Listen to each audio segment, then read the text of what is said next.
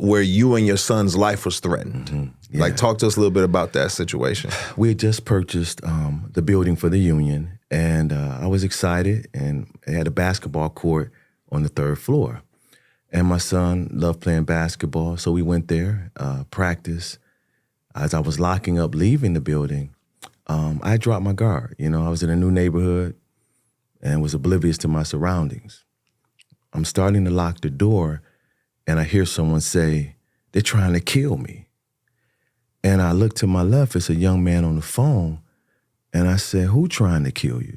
He said, "They're coming around the corner right now." And I look, and it's a Suburban coming. So I drew my firearm. And I'm like, oh, snap. So my son, I look at him, and that's the benefit of being emotionally stable.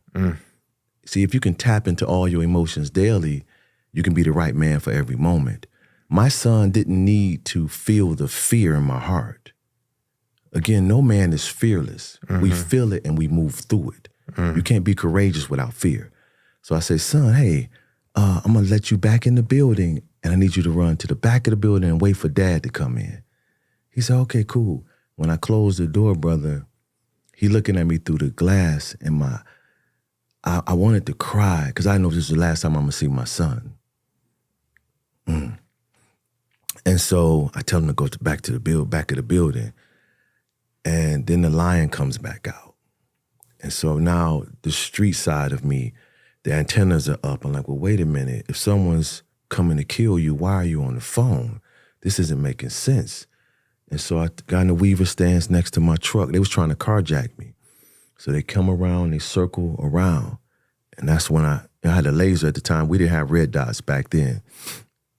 They may have, but I didn't. And so I'm ready to start shooting if they were.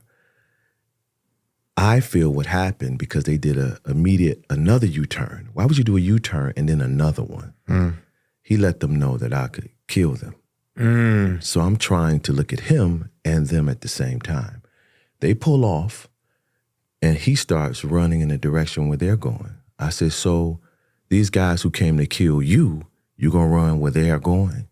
And he didn't say nothing, so I knew it was a setup. Now, this is what's real important that we forget as men, especially Black men in our community that may experience this. Well, let me stop there. Any man that experiences something traumatic, you got to learn how to release it. So I get Jason out.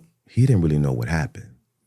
Get him in the car, I get home, and I'm sitting down in a chair in the kitchen, and my wife's like, you okay? I said, no, I need a moment to release.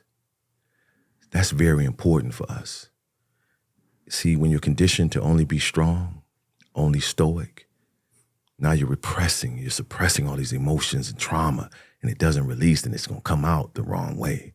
I took a moment to cry right then just to release the heaviness of that moment. But I was so thankful that I was a comprehensive man. I wasn't hyper-masculine. The old me, and I wasn't a killer like Tupac said, I ain't a killer, but don't push me. If I wouldn't have had emotional control, I probably would have shot him first. And then like, you just, oh no, you can't, boom, boom, boom, boom, boom, stop dumping at them. Now, whoa, there's no threat.